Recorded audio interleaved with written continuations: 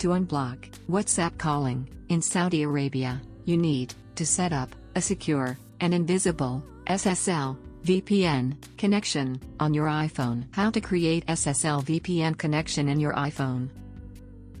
First, download and install Cisco AnyConnect application.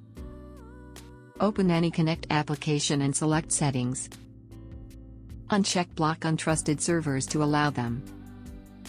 Back to Home, tap Connections, add VPN connection.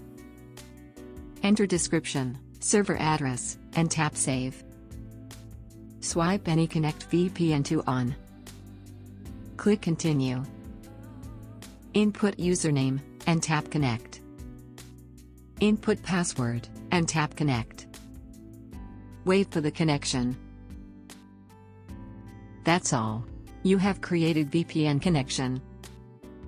Please note, you can get VPN server address, username, and password from your VPN provider.